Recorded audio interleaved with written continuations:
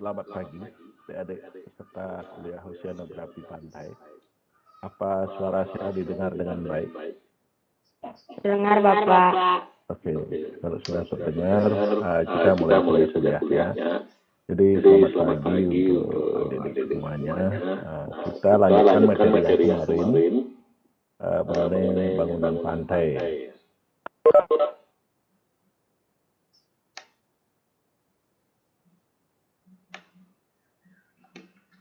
Kita ke bagian ini.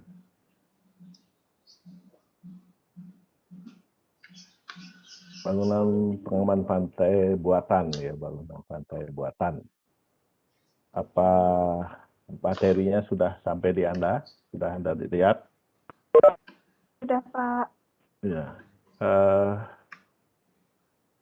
Kalau kita ke sini, kita tahu bahwa sebenarnya secara alami, alam itu sudah menyediakan perlindungan pantai sendirinya. Jadi secara alami sudah ada sebenarnya perlindungan pantai, yaitu apabila ada pantai berlumpur, itu dengan adanya hutan mangrove, baik dia bakau, nipah, atau yang lainnya, yang merupakan vegetasi pantai yang mempunyai akar nafas, itu akan melindungi pantainya dari gempuran gelombang dan arus. Samping memang karena dia berbentuk rapat akar-akarnya, dia tempat memijahnya dan berlindungnya awan-awan di pantai. Kemudian kalau apabila ada terumbu karang yang tumbuh, maka terumbu karang juga akan melindungi pantai dari gempuran gelombang-gelombang, terutama adalah gelombang-gelombang yang besar. Nah, gelombang-gelombang yang besar akan dipecahkan energinya di atas terumbu karang itu. Sedangkan gelombang-gelombang yang kecil, apabila kondisi perairan pasang, itu akan lepas atau pecah di pantai. Gelombang-gelombang kecil ini akan cenderung membentuk pantai. Kemudian pantai berpasir itu dengan tumpukan-tumpukan pasirnya yang disebut dengan sand dune, itu akan melindungi pantainya dari guguran gelombang. Jadi pantai berlumpur dengan vegetasi mangrove-nya, pantai terumbu karang dengan terumbu karangnya, kemudian pantai berpasir dengan sand dune-nya. Nah, apabila perlindungan alam ini mengalami kerusakan atau terganggu, maka sebagai manusia tentu saja akan bereksperimen atau melakukan penelitian terhadap struktur-struktur yang memang cocok untuk pengganti dari pantai-pantai yang rusak. Yang sering itu ada beberapa jenisnya. Jadi kalau misalnya garis pantainya itu mengalami kerusakan, maka untuk mengurangi kerusakan dan melindungi mundurnya garis pantai, ke arah daratan, maka dibuatlah yang disebut dengan revetment atau dinding pantai. Kemudian apabila adanya keseimbangan sedimen di pantai tidak terganggu, artinya terganggu, maka dibuatkanlah gruin-gruin untuk menyetop atau memberhentikan arah alur dari sedimen yang ada. Kemudian apabila terjadi pengendapan, nah ini juga akan membahayakan, terutama adalah di muara-muara sungai, maka dibangunlah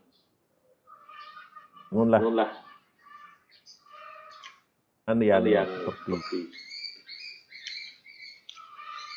tapi fungsinya berbeda. Jadi fungsinya adalah untuk mengarahkan sedang muara sungai terjalin tidak tertutup, yang disebut jetting. Kemudian namanya gelombang atau breakwater. Ini fungsinya adalah untuk meredam energi gelombang, baik seluruh energi yang datang maupun sebagian dari energi gelombang yang datang. Nah, ada yang bentuk gelombangnya tegak lurus ke arah pantai, sepanjang pantai kemudian membelok, dia membentuk kol. Itu adalah biasanya untuk kepentingan pelabuhan. Tapi ada juga yang dibentuk sejajar garis pantai. Ini biasanya adalah gelombang-gelombang yang pada saat air pasang itu bisa terlimpasi air atau tenggelam, yang sering disebut dengan submersible breakwater. Nah ini fungsinya juga berbeda. Kalau misal pemecah gelombang sejajar arah pantai ini, dia cenderung nanti di belakang dari pemecah gelombang ini akan terjadi endapan pasir, baik dari arah di belakang pemecah gelombangnya maupun dari arah pantai, yang sering disebut dengan tembulu. Sedangkan kalau pemecah gelombang untuk kolam pelabuhan itu biasanya berjalan dari bibir pantai ke tengah laut, membentuk atau membatasi gelombang-gelombang yang datang ke perairan pelabuhan, sehingga di kolam pelabuhan itu, di perairan pelabuhan itu, kapal-kapal bisa berlabuh dengan tenang, tidak ada gelombang, atau gelombangnya relatif kecil. Tambahan lagi satu, sebenarnya ada, kalau misalnya daratan itu terlalu mundur ke darat,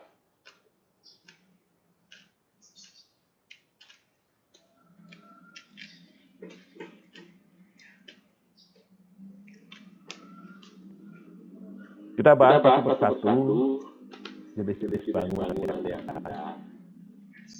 Yang pertama adalah revetment.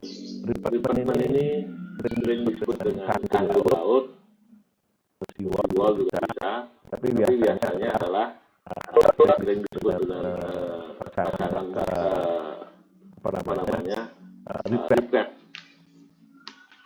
Jadi revetment adalah bangunan karena dia mempunyai kemiringan, bisa memiliki miring dan tepat pada garis pantai. Jadi dia sifatnya adalah melindungi atau mematikan garis pantai. Contoh misalnya ada pergi ke di Bali sangat banyak contohnya, di Pantai Sanur juga ada, jadi yang sejajar dengan garis pantai, jadi dan dipasang di bibir pantai, itu disebut dengan revetment.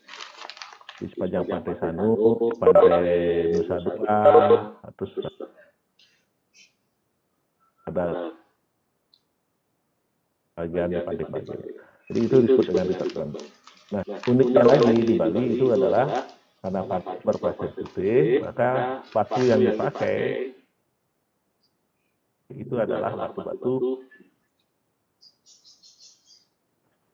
granit atau batu-batu putih yang biar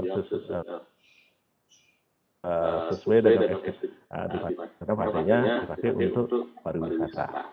Tetapi di beberapa tempat karena pasirnya hitam, maka dipakai batu paritun atau batu hitam.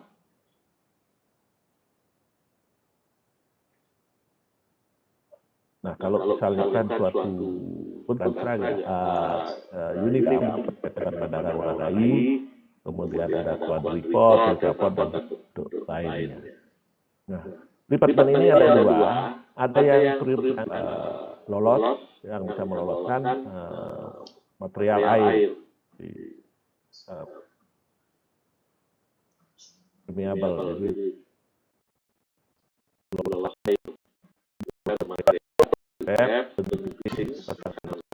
dan konkret blok. Kenapa dia bisa lolos air? Itu adalah meredam sebagian energi gelombangnya melalui benturan dan sebagian lagi melalui celah-celah dari pasangan batu tadi.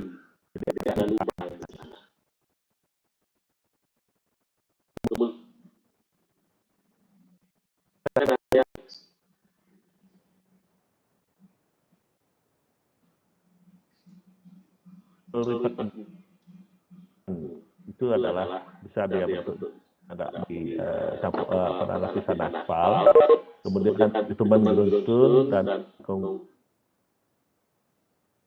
blok, itu bisa konkret blok pasangan batu. Nah, kalau kita lihat contohnya pertolongan dan departemen ini adalah satu contoh pasangan adiun dari yang batu yang terkecil di luar atau mungkin intinya, maaf, yang terkecil di dalam di intinya, kemudian membesar sampai kepada batu-batu yang lebih besar yang di luar. Nah, ini banyak Anda lihat, ya sering kita lihat di sebuah ini. Kenapa ini bagus? Karena dia tidak seluruh energi gelombang itu dipantulkan. Dia bisa meredam sebagian energi gelombangnya melalui resapan dari aliran air di celah-celah batu ini. Sehingga refleksi gelombang bisa dihindari seminimal mungkin. Ini adalah salah satu contoh potongan melintang. Jadi batu ini dihitung berapa beratnya, berat minimalnya, yang sering disebut dengan primary armor, jadi batu terluarnya. Kemudian batu luar dalamnya. Nah, untuk menghindari terjadinya aliran partikel pasir yang ada di bawahnya melalui celah-celah batu ini, maka dipasang suatu lapisan yang disebut dengan filter, sering disebut dengan geotextile atau geomembran. Jadi di bawah batu-batu besar ini dipasang geomembran atau geotextile untuk menyaring supaya agar tidak terjadi keluarnya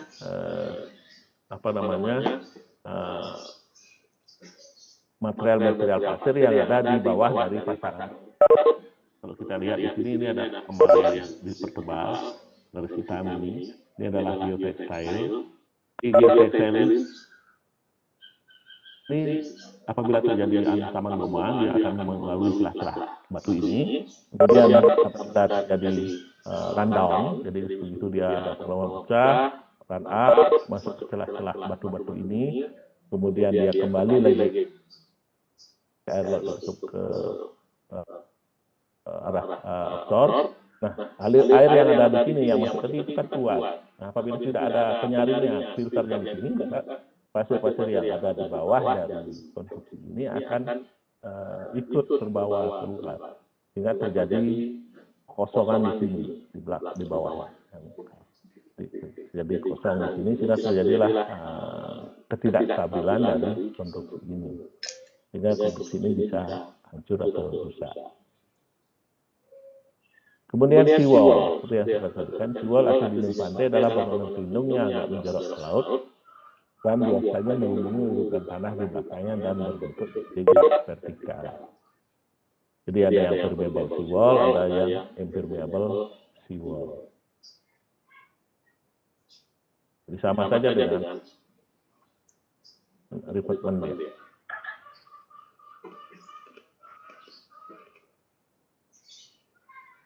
Nah, ini adalah satu contoh tembok laut. Jadi misalnya adalah pantainya di sini,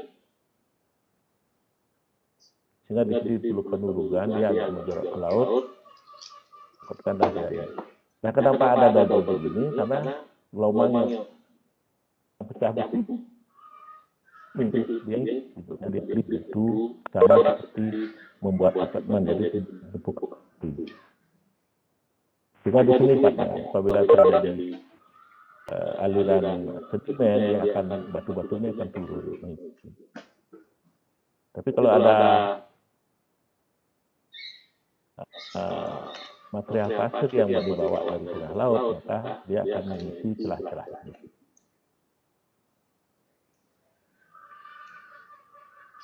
Ini adalah satu lokasi wall. Dan di lokasi wall itu biasanya dibuatkan jalan cepat.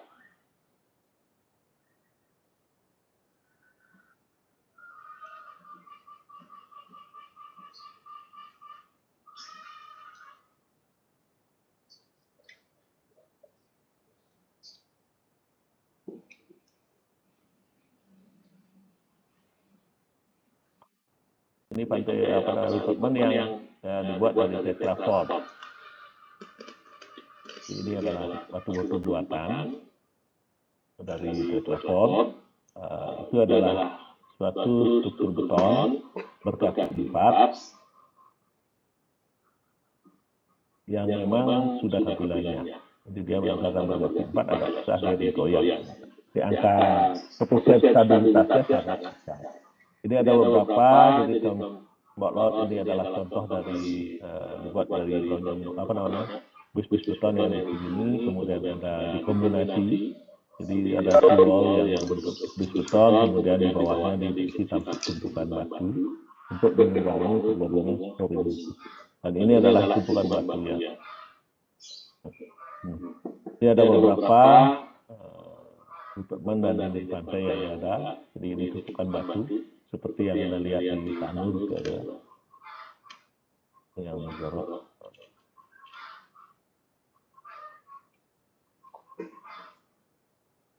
Nah, ini ada beberapa yang mengalami kehancuran akibat dari hantaman gelombang atau scoring itu juga terjadi, sehingga diperlukan perbaikan-perbaikan karena dia kalau tumpukan batu dia sifatnya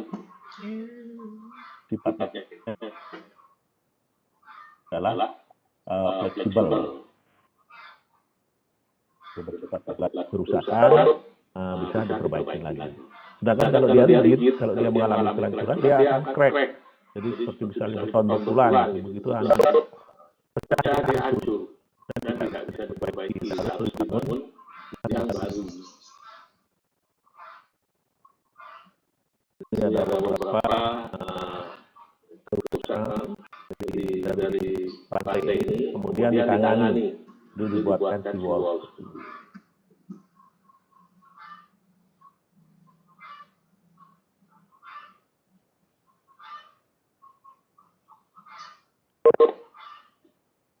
Nah, ini adalah bangunan berupa gowin. Gowin itu yang kalau Anda mungkin bisa di Bali sangat banyak. Sekarang terdapat di Nusa Dua, Pantai Sanur, dan sebagainya. Ini adalah rekrutmennya, banyak pantai rekrutmen. Kemudian ada bangunan-bangunan yang dibangun tegak lurus setelah pantai ini.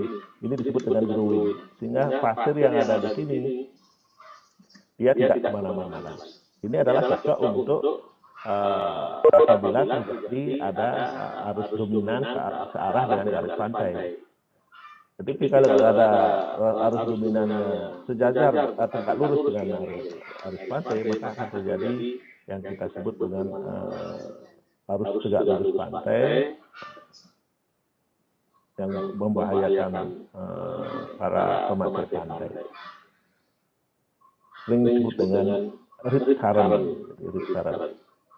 Rip current inilah yang menyebabkan atau menyoret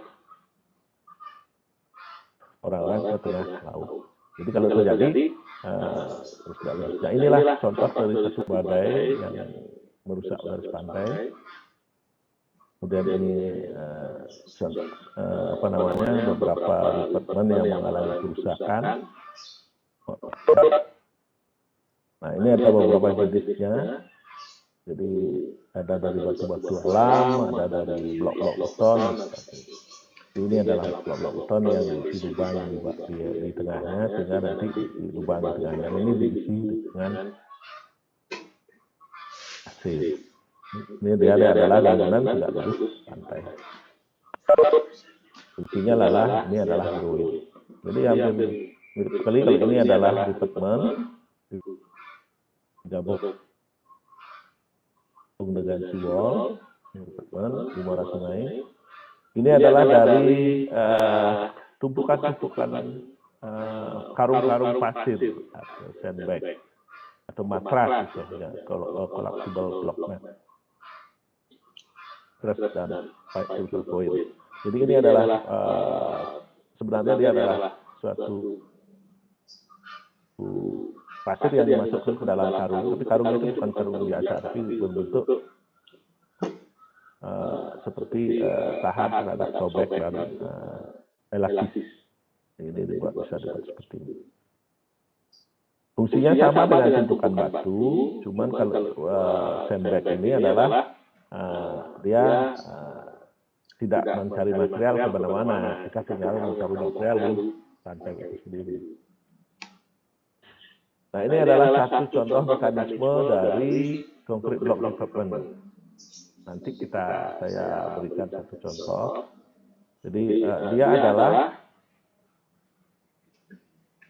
sifatnya ini adalah permeable revetment. Jadi gelombang, kalau kita lihat di sini ini adalah gelombang yang datang, dia mempunyai tinggi H0 dan cepat lambat. T0-nya adalah GT kuadrat per 2Pi. Kemudian mendekati pantai dia akan mengalami pecah sehingga terjadi run up. Jadi ini adalah run up istilahnya, run up ini. Kemudian begitu ada run up dia akan kembali turun di bawah dari muka air rata-rata atau still water level. Ini disebut dengan run down. Jadi ada run up, ada run. Nah, kemiringannya adalah θ0. Kemudian panjangnya adalah L. Kemudian lebar dari celah itu disebut dengan gap atau G. Sedangkan tebal dari blok revetment ini adalah D. Nah, kalau kita lihat di sini seperti ini, jadi elevasinya adalah bottom levelnya ini ditambah dengan pasang surutnya, ditambah nilai run up, ditambah wind set up yang seperti sudah saya jelaskan, atau salah satunya dengan storm surge, kemudian wave set up dan sea level rise. Jadi elevasi ini yang sangat penting sekali, karena kalau elevasi ini tidak memenuhi syarat teknis, maka apabila terjadi gelombang badai dan pasang surut yang besar, terjadi limpasan di sini, maka air laut itu akan melimpas di atas dari bangunan ini dan mengaduk-aduk atau istilahnya scoring, jadi mengaduk-aduk material pasir yang ada di belakang ini, sehingga terjadi keluak di sini. Jadi keluak di sini, jadi mekanisme run up itu adalah kalau saja. Jadi kalau misalnya terjadi gelombang besar, maka terjadilah run up, kemudian dia akan mengaduk-aduk pasir di sini. Jika pasir yang di sini akan hancur, jadi hilang. Jadi ini akan terjadi lubang besar di sini. Ini terjadi yang disebut dengan scoring.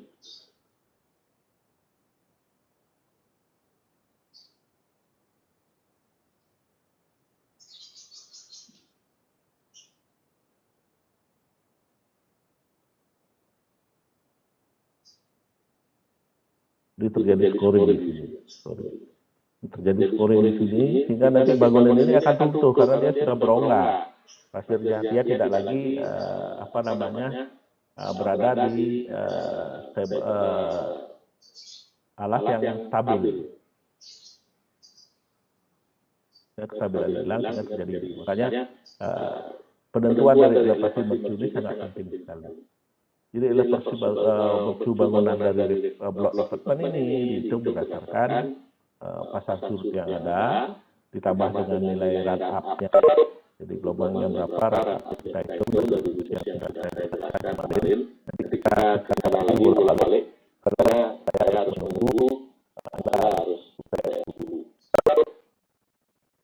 Kemudian saya tentukan apakah memakai when setup atau setup. Jadi akibat bencana ini ada dari badai. Salah satu kemudian setup, jadi akibat dari gelombang-gelombang yang terus-menerus memulai. Nah itu ada dari booster sendiri, kemudian ada sea level rise. Jadi kenaikan muka air laut akibat dari pemanasan global. Nah, rumus yang dipakai stabilitasnya adalah seperti ini. Jadi fungsi dari H dibagi dengan delta kali D, jadi delta kali D adalah fungsi dari rundown per H dan lambda atau epsilon C dari A. Nah, jadi jangan kamu dilihat yang rumusnya begini, tapi yang paling penting adalah menentukan lambda adalah P kali B per G. Jadi P-nya adalah permeability-nya, B-nya adalah lebar filternya, G-nya adalah lebar celahnya. Nah, kemudian menentukan P-nya adalah sama dengan K per akar G kali L. K itu koefisien permeabilitas, G-nya gravitasi, L-nya adalah ukuran dari panjang dari ininya, apa namanya, blok departmentnya tadi. Yang kurang itu L-nya itu. Kemudian delta adalah rho S kali min rho W per rho W. Jadi rapat massa batu dikurangi rapat massa air laut dibagi dengan rapat massa air laut, atau mungkin bisa disebut dengan berat jenis. Cara menentukan K adalah 0,676 dikalikan dengan D50 pangkat tengah. D50 adalah diameter tengah. Jadi bisa ditentukan melalui gradasi pasirnya. Nah, misalnya pasirnya diayak, itulah. Kemudian disaring di dalam analisa saringan, dicarilah diameter, digambarkan grafiknya, dicarikan diameter 50-nya. Nah, inilah yang dipakai nanti. Kita nanti akan ke sini sebagai untuk contoh soal nanti, karena saya akan melangkah yang dulu. Habis UTS kita kembali lagi balik ke sini. Nah, ini saya kira tidak perlu. Nah, growing, inilah contoh-contoh growingnya. Jadi ini ada beberapa growing. Ini adalah bangunan-bangunan yang tegak lurus pantai. Nah, inilah di sini gunanya untuk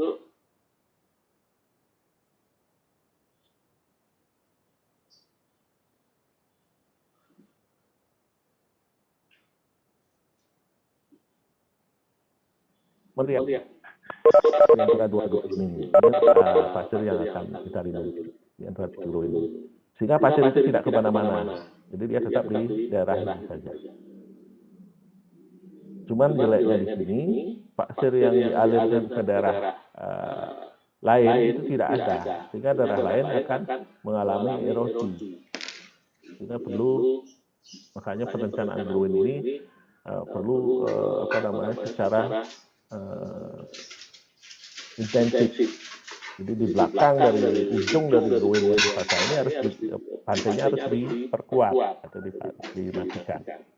Contohlah kalau Anda misalnya, sekarang nggak ada aktivitas membangun pelabuhan. Kalau dulu Anda berjalan dari Pantai Sanur ke sisi Pandang Galaknya, di Pantai Pandang Galak dan Pantai terusnya itu adalah terjadi erosi dia karena tidak dipasangi growing. Sehingga perlu diperkuat. Nah, ini ada sisi positif, ada sisi negatifnya. Sehingga kemarin waktu ditanyakan bagaimana masalah pantai, penanganannya. Nah, artinya adalah prioritas. Prioritasnya yang mana dulu. Nah, kalau kita lihat di Pantai Sanur, berarti di Pantai Sanur, Kotosari, sampai Sanur itu adalah sudah berkembangnya pariwisata. Sehingga itulah yang dibangun dulu. Nah, kemudian terjadilah dampak yang lain. Pantai Panangalat terjadi erosi, dipasangi treatment dari tumpukan batu kali. Terus mengalir sampai di pantai Ketewel.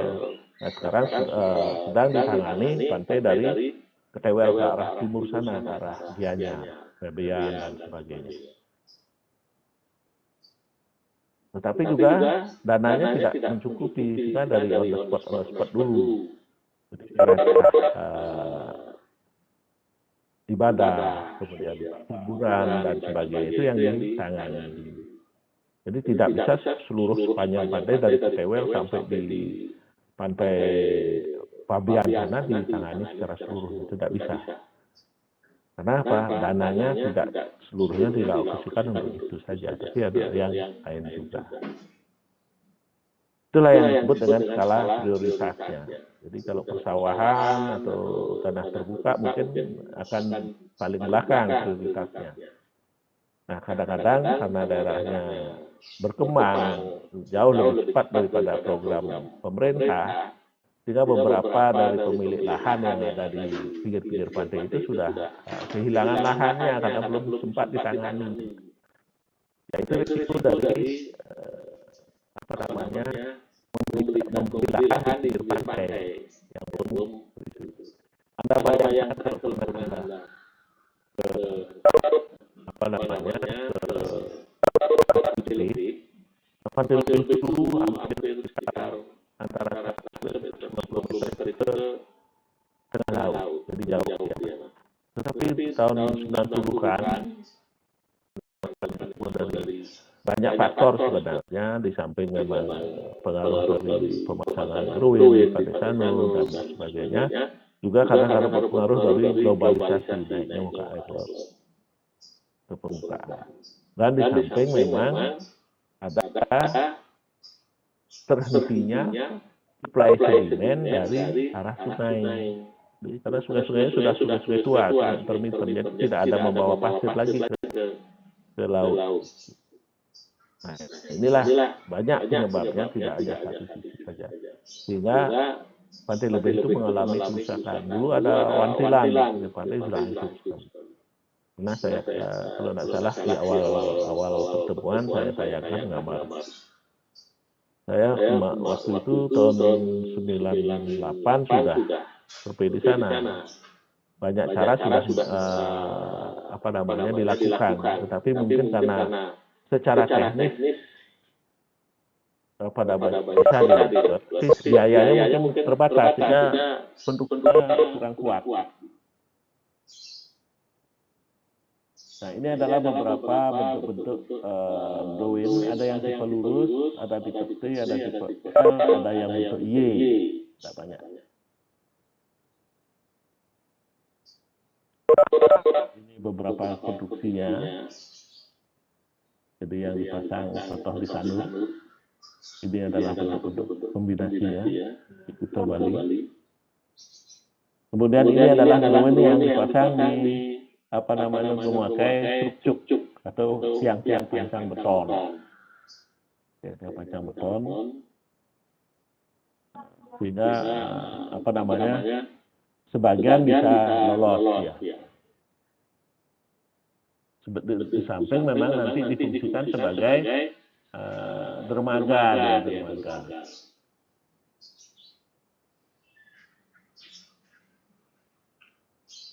Ini adalah beberapa contoh Growin di Padang. Ini tampangnya, jadi dia terbuat dari tumpukan batu.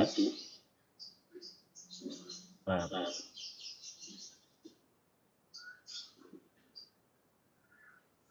itu Growin ini ada beberapa persyaratan, tapi saya tidak akan sempat saya menjelaskan sampai sana. Nanti kalau sampai sempat saya bisa setelah UTS saya jelaskan bagaimana teknis dari pemasangan Growin, jarak antar Growin, panjang Growin, dan sebagainya. Itu ada sebenarnya, nanti akan saya siapkan bahan. Tapi yang penting bahwa Growin ini fungsinya adalah untuk menjaga aliran sedimen yang ada di pantai, sehingga tidak mengalir ke sisi pantai yang lain. Ya, Itu sebenarnya fungsinya.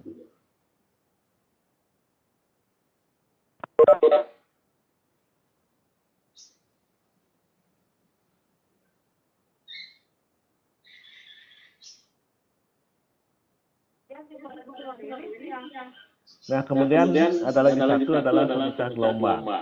Jadi pemecah gelombang itu adalah pemecah gelombang sisi miring, ada pemecah gelombang sisi tegak. Kemudian dari strukturnya ada yang rubble mount struktur sisi miring, kemudian ada yang dari tumpukan batu, kemudian ada sisi tegak atau caisson. Jadi ada dua. Kemudian ada gabungan komposit dari sisi miring dan sisi tegaknya. Nah, inilah penjelasan tadi untuk bangunan-bangunan pantai yang dipasang seperti ini. Jadi kalau Anda lihat di Pantai Kuta ada contohnya di depannya Kartika Plaza kalau nggak salah itu. Kemudian kalau di Sanur itu di depannya Wardapura, Pantai Wardapura, PU sebenarnya PU. Jadi di Pantai Sanur ada Angkuah terus berjalan ke selatan kurang lebih sekitar 2-3 kilo itu ada contoh ini. Jadi ada bangunan di tengah laut yang diisi bali bengong itu. Nah, ini diharapkan terjadi seperti ini. Di belakang ini pun terjadi seperti ini. Jadi Anda endapan nanti suatu saat dia akan menyatu di sini. Ada rudal pasir, kemudian di sini. Juga nanti diharapkan di sini terjadi daratan. Nah, seperti ini dia akhirnya. Seperti garis pantai asli, kemudian terbentuklah Tenggulu. Nah, harapannya yaitu untuk memperluas pantai. Karena pantai di Sanur, Kuta, dan Nusa Dua itu sangat mahal. Maksudnya untuk bisa untuk kepentingan wisata pantai. Sehingga dibangunlah pemecah gelombang. Pemecah gelombang ini tidak murah, sangat mahal. Ya, apalagi di daerah pariwisata yang harus sesuai dengan lingkungannya. Misalnya pantai pasir putih kalau dipakai batu hitam gitu misalnya, atau batu buatan, nggak struktur masif begitu ya agak tidak, estetikanya tidak kena. Sehingga dibuat carilah batu-batu putih yang sesuai dengan pasirnya. Nah, batu putih ini pun harus memenuhi syarat dari kekuatannya, terutama adalah masalah kehausan atau apa istilahnya. Jadi kalau batu kapur muda kalau kena air kan hancur dia. Maka dicari batu-batu yang memang sudah mengalami tekanan tekanan dari proses tekanan lapisan kerak bumi yang sangat mengeras. Jadi dia sudah mendekati menjadi granit. Anda bayangkan untuk memasang batu di Sanur, Kuta, dan Nusa Dua itu bukan di bukit di sini dicari tembus bukit, tapi di Sumbawa, di Taliwang sana. Karena di sana batu kapurnya, bukit kapurnya sudah agak keras di sana, sudah mendekati granit. Jadi tidak sembarang. Nah, tapi kalau misalnya bukan untuk estetika, tapi untuk struktur, maka dipakai batu buatan seperti yang Anda lihat tadi adalah dengan tetrap, pot dan mungkin juga batu yang lain. Jadi beton dibuat. Nah, sekali hasil ciptaan hak patennya kita dari LIPI, bukan LIPI, pantai di Jogja yang disebut dengan saya lupa namanya. Jadi dari ada juga dari Gamaport, ada juga dari mohon maaf saya lupa itu namanya. Nanti mungkin saya ingat. Ini adalah beberapa contoh potongan melintang dari backwater tadi yang sisi miringnya. Sisi miring. Ini ada lapis lindung pertama yang sering disebut dengan arbor. Kemudian ada lapis kedua dan ada lapis ketiga dan seterusnya dan ada intinya. Nah, ada juga seperti ini. Perencanaannya ya sama seperti tadi, kita menentukan elevasi puncaknya, kemudian dimensinya dan pelindung kakinya.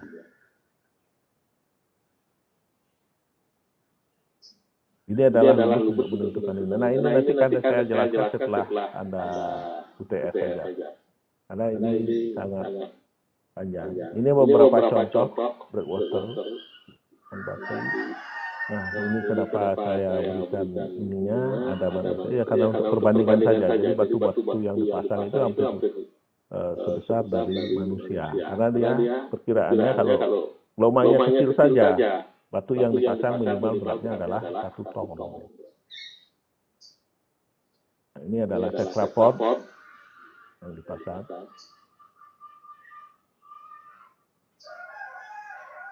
Ini skala manusia dengan tetrapod.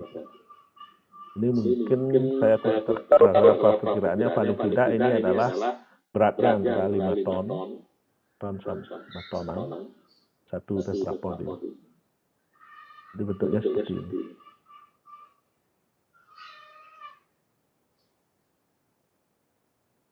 Ini adalah dolos, kalau tidak salah bentuk yang lain. Kemudian ini adalah kubik, bentuk jack, banyak macamnya. Jack seperti ini. Nah, ini manusia segini. Saya belum dapatkan yang baru, mungkin buatan kita di Sanur, nanti akan saya mintakan gambar. Ini beberapa contoh. Ini adalah kombinasinya, dipasang untuk melebarkan mercunya supaya mengurangi tingginya. Karena dia memerlukan material yang sangat banyak. Kalau lebih tinggi kan, karena kemiringan dari sisi miring ini adalah 2 berbanding 1. Pembentang. Nah, ini adalah yang Anda lihat di pantai di Sanur yang gelombang. Nah, ini dalam keadaan air pasang. Kalau surut dia sudah kelihatan pasirnya di sini.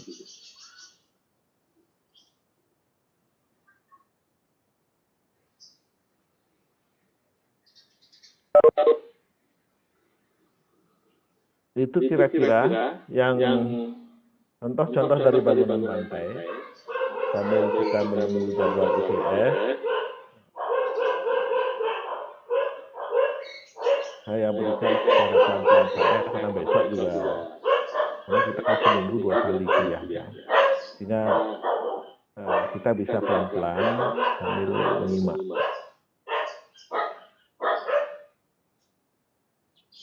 Oke, sampai di sini dulu.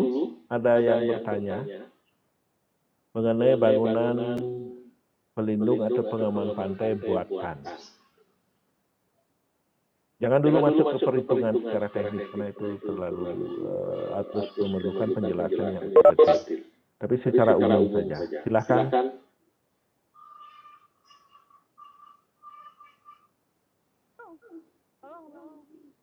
Ada yang mau bertanya?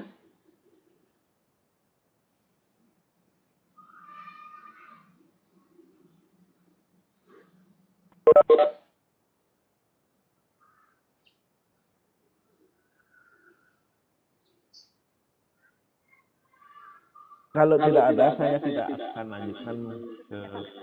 Ya, silakan Dik. Siapa ini? Tadi kan Bapak menjelaskan tentang permeable ban. Nah, itu kan batunya disusun yang lebih kecil dulu, baru yang lebih besar. Itu alasannya kenapa ya, Pak? Pertanyaan yang bagus sekali. Seperti yang saya jelaskan tadi, karena yang struktur utamanya itu adalah batu besar itu. Anda tahu kan kalau di air, berat batu itu akan berkurang. Apabila dia terhantam gelombang, beratnya akan berkurang. lebih gampang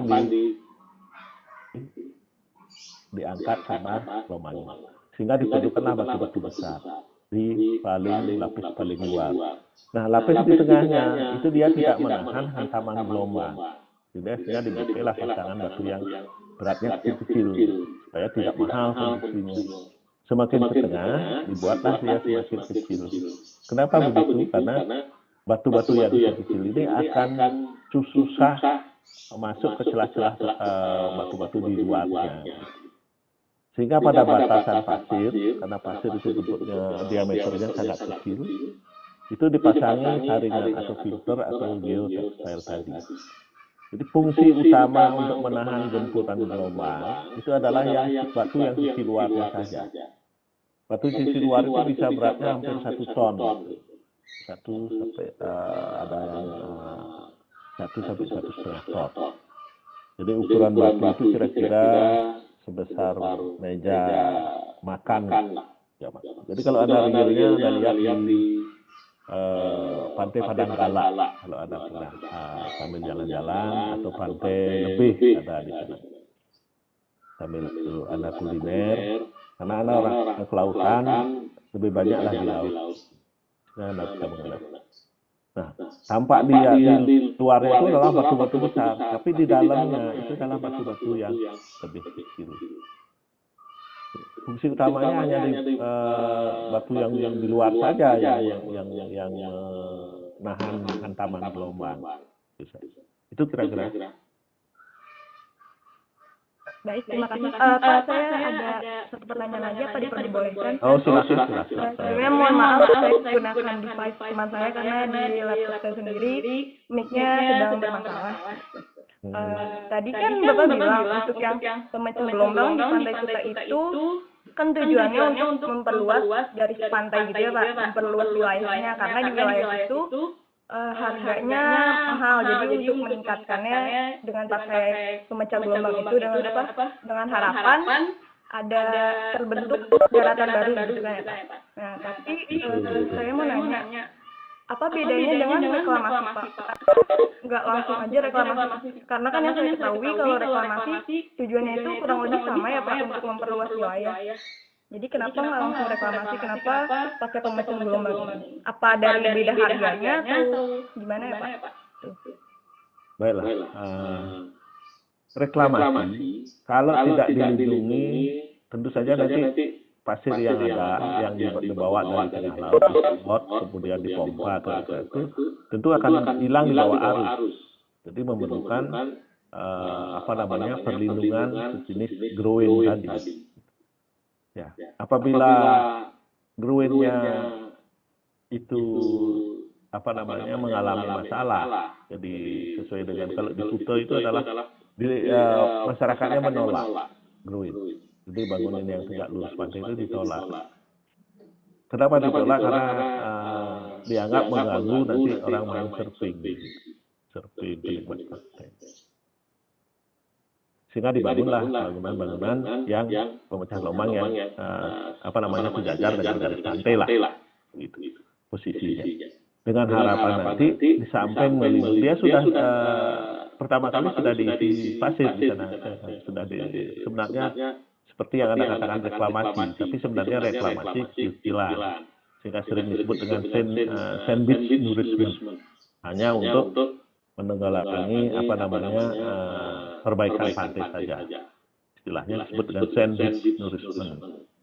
Karena kalau dibuat reklamasi, masyarakat akan a priori sekali kira ini. Tapi kalau dia secara besar-besaran ya memang reklamasi sebenarnya.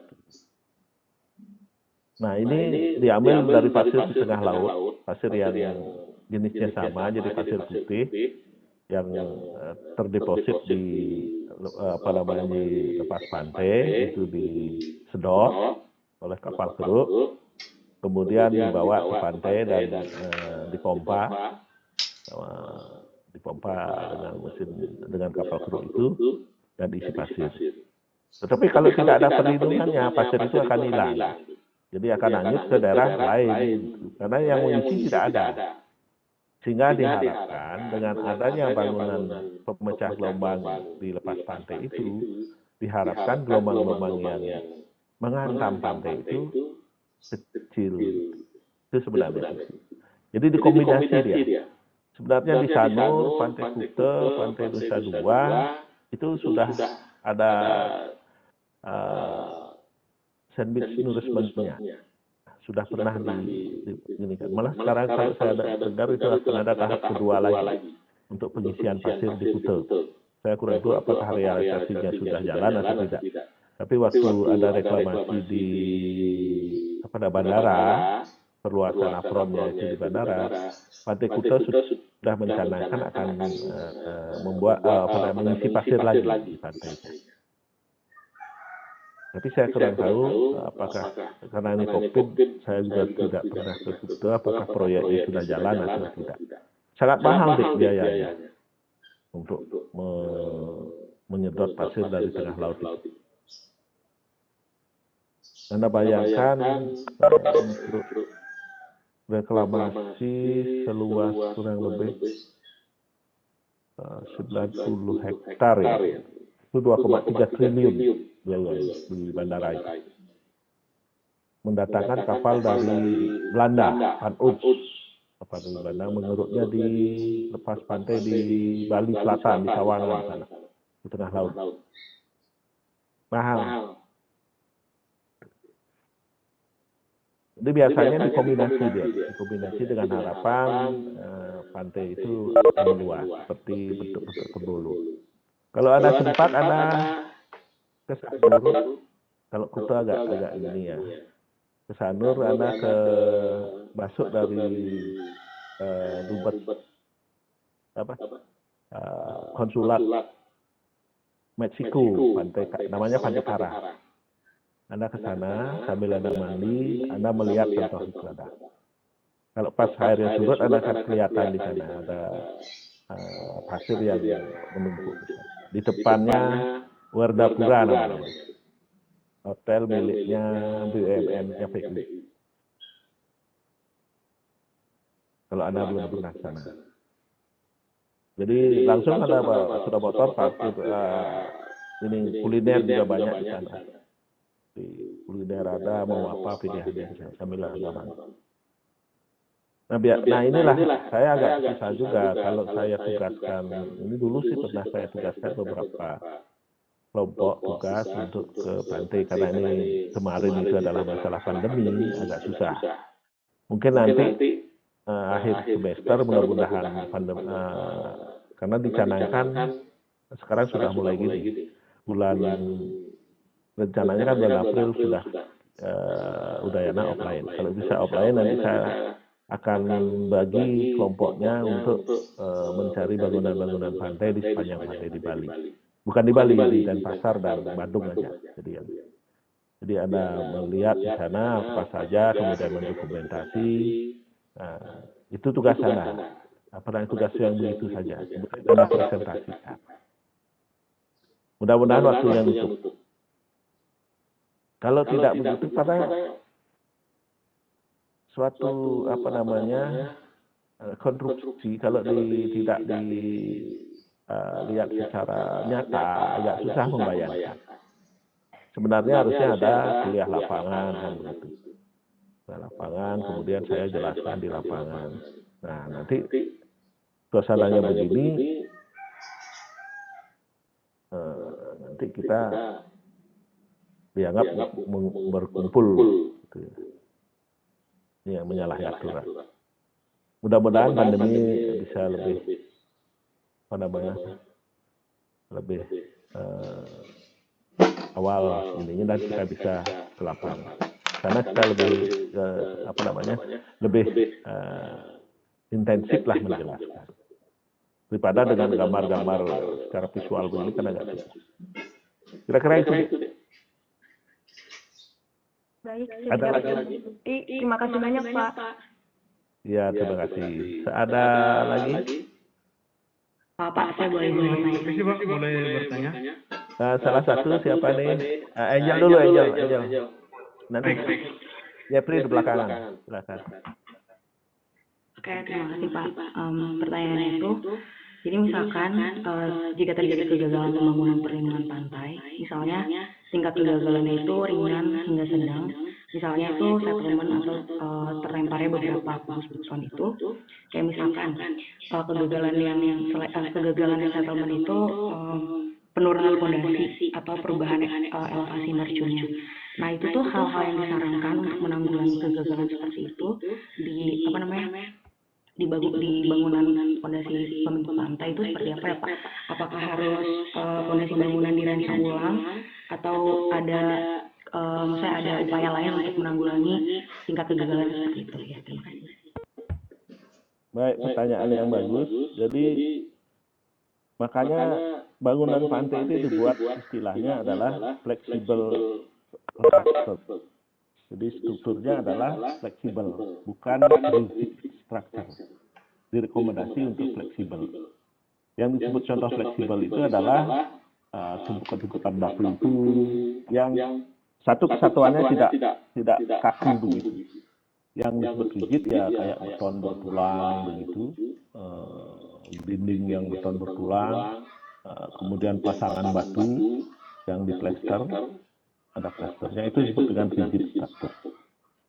Makanya direkomendasi biasanya adalah bangunan-bangunan pantai itu untuk fleksibel structure, bukan rigid. Kenapa?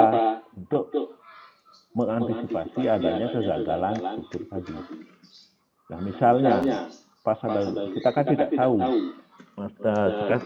berhubungan dengan alam. Kadang-kadang alam itu prediksinya kita under prediksi. Jadi dia lebih kita tidak bisa memprediksi badai. Nah, pada saat itulah terjadi misalnya kita tidak menghitung sebesar itu gaya yang terjadi. Terjadilah kegagalan, misalnya gagalnya fondasinya. Dan terjadi penurunan atau hancurnya struktur itu. Nah, hancurnya struktur itu tidak semuanya, mungkin di tempat saja. Nah, itu bisa kita perbaiki. Jadi dengan membawa batu-batu yang baru lagi, menumpuknya, kemudian menatanya lagi. Ya. Misalnya kalau puncaknya atau mercunya hancur, ya kita bisa perkuat lagi.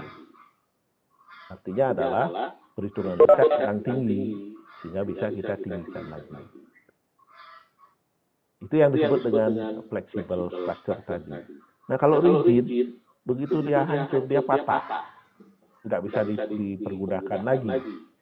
Seperti misalnya dinding beton bertulang, itu kalau dia sudah hancur, memang dia kuat, tapi kekuatannya itu kan juga ada batasnya.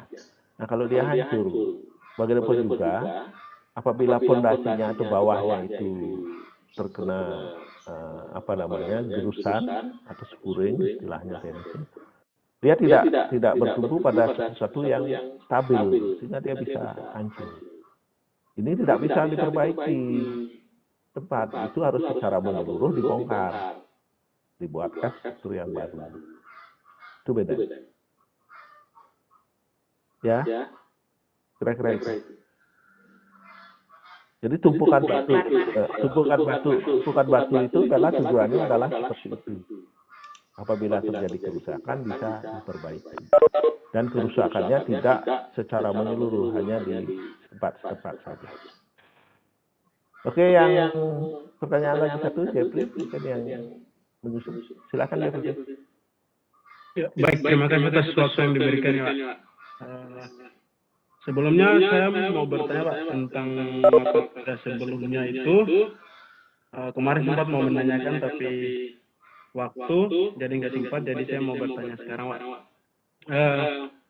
Kalau tidak salah kemarin itu kan ada tumpukan pasir di pantai itu, Pak.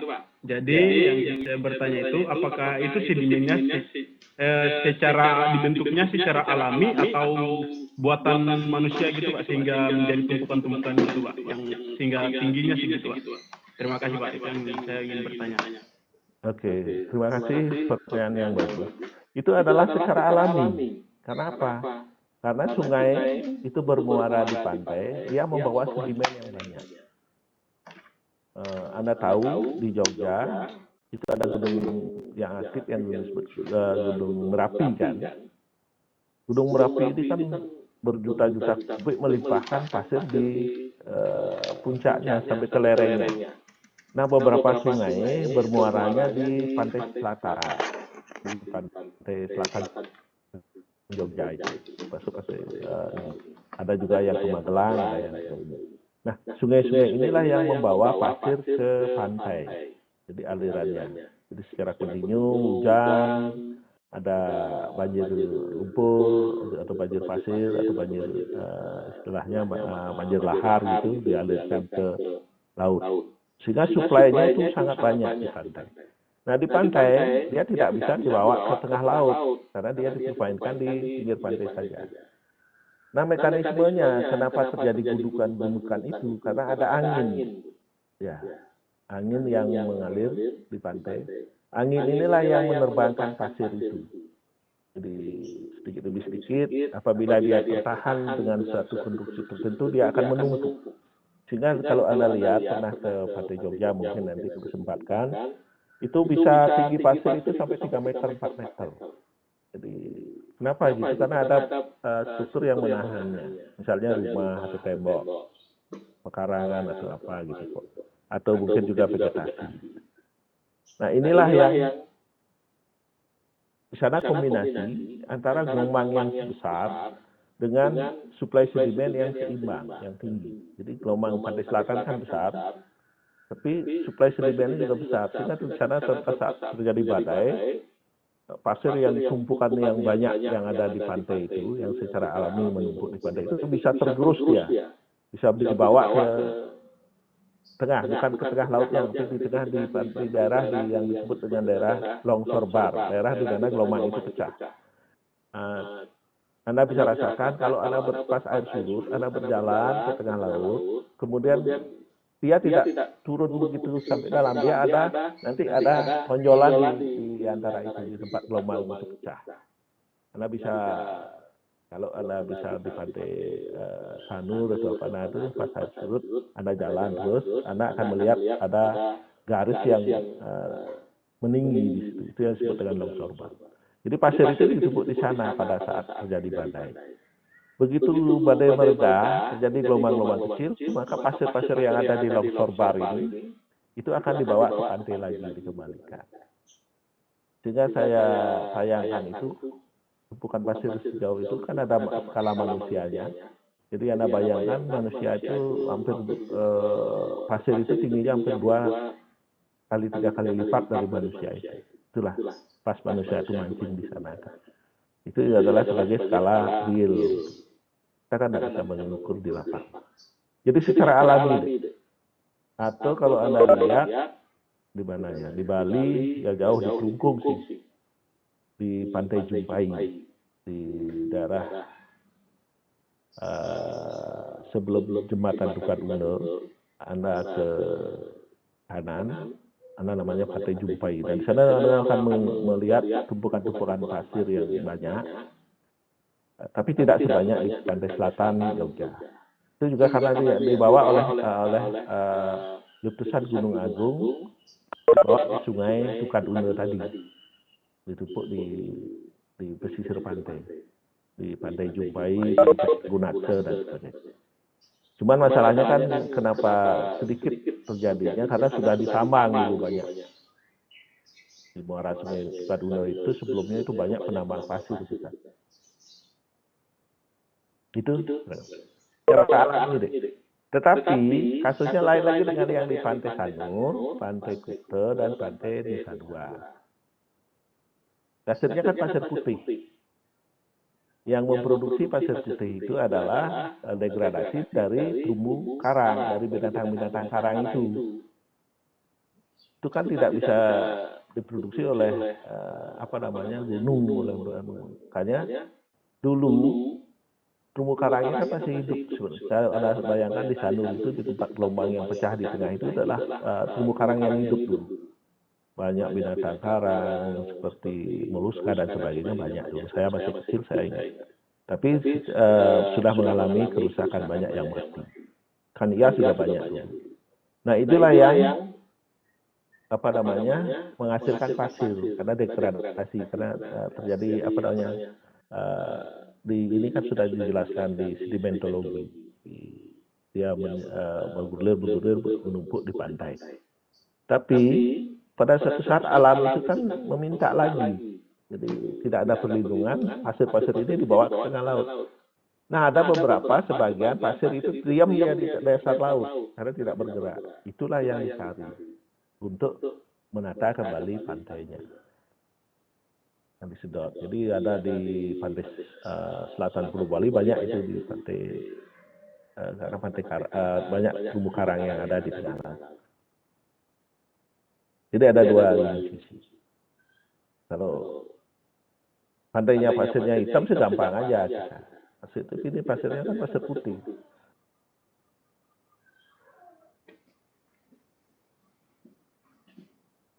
Oke, itu kira-kira. Terima kasih Pak. Mohon maaf Pak, jaringan saya kayaknya putus-putus Pak.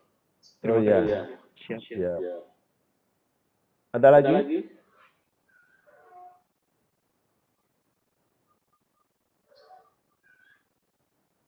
Kalau tidak ada, kuliah saya sudahi hari ini.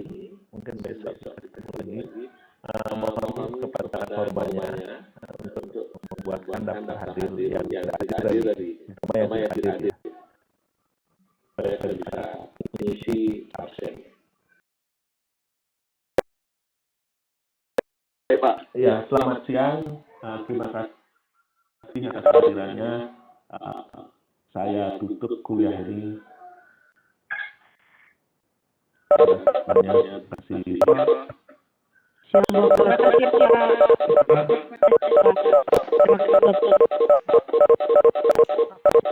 Pak.